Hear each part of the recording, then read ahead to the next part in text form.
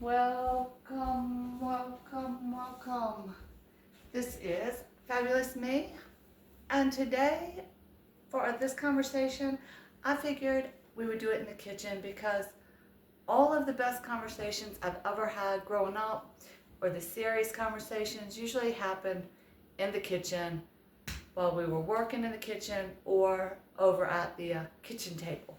So, today's topic is for all my moms, all my young moms, all my new moms, all the moms that are going through the transition of young adulting to adulting, all moms.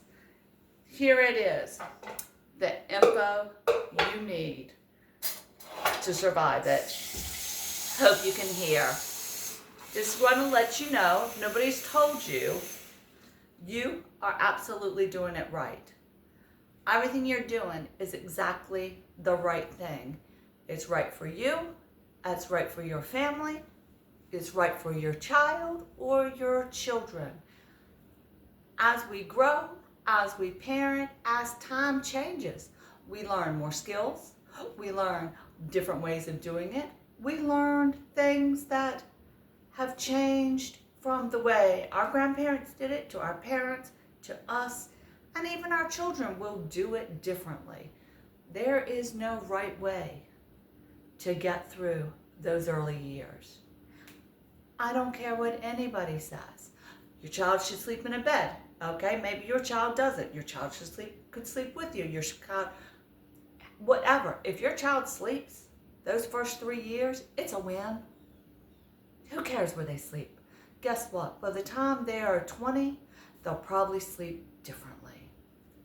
My child seems to stay on me. Oh, I had nursing.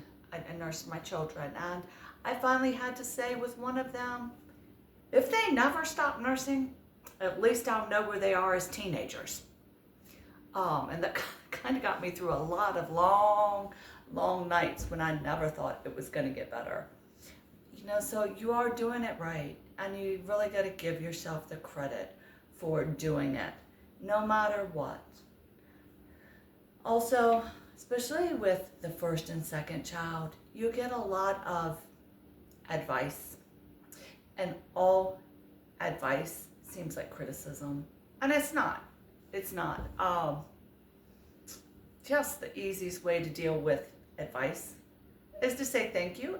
If it works, it works. If it doesn't work for you, it doesn't work for you. There are all kinds of people that have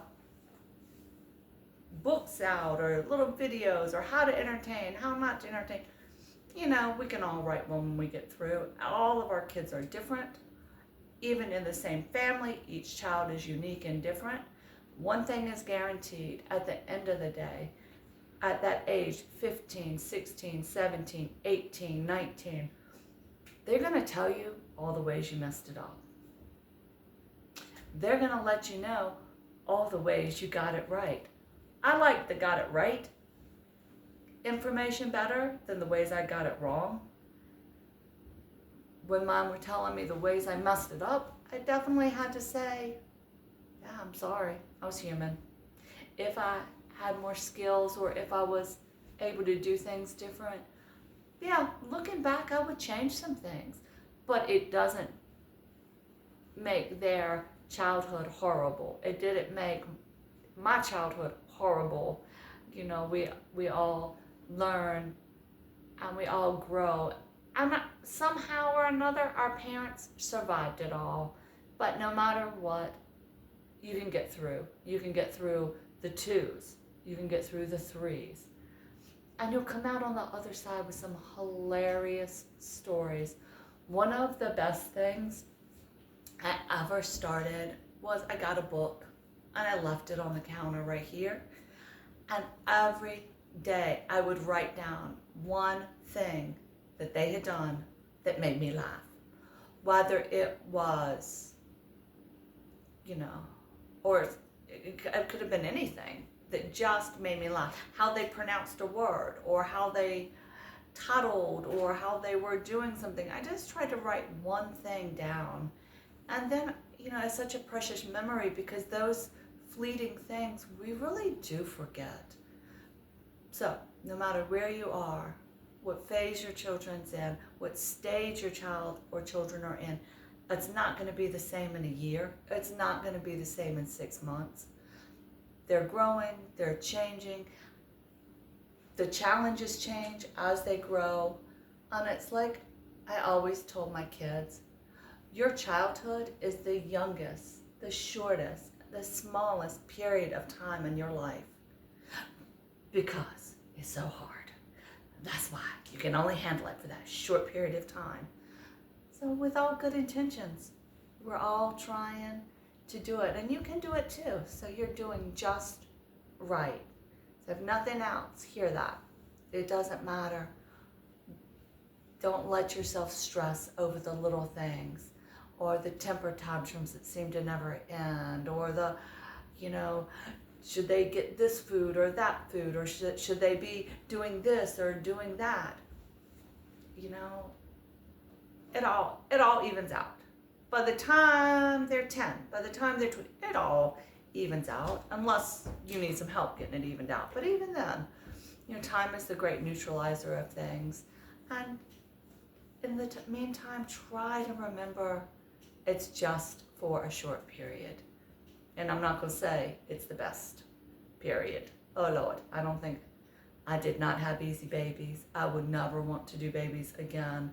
I had a chronically ill child that literally screamed all day long for 4 years. And to get medical treatment, we would drive 3 hours one direction and 3 hours back, sometimes 2 to 3 times a week for a couple years. And it was the most stressful time. I think maybe that's why I don't cut my hair, because so much hair fell out because of the stress of that time. But here we are, 19 years later. You survive it somehow or another. So hang in there, moms, hang in there, dads. You're doing it just right. And no matter what, you're doing it just right for your family, with your beliefs and how you think it should be done, with your children that are different than anybody else's children in the world. And your family is uniquely you, and it's different from everybody else's family. Hang in there. You got this. I'll see you next time. Bye. Have a fabulous day.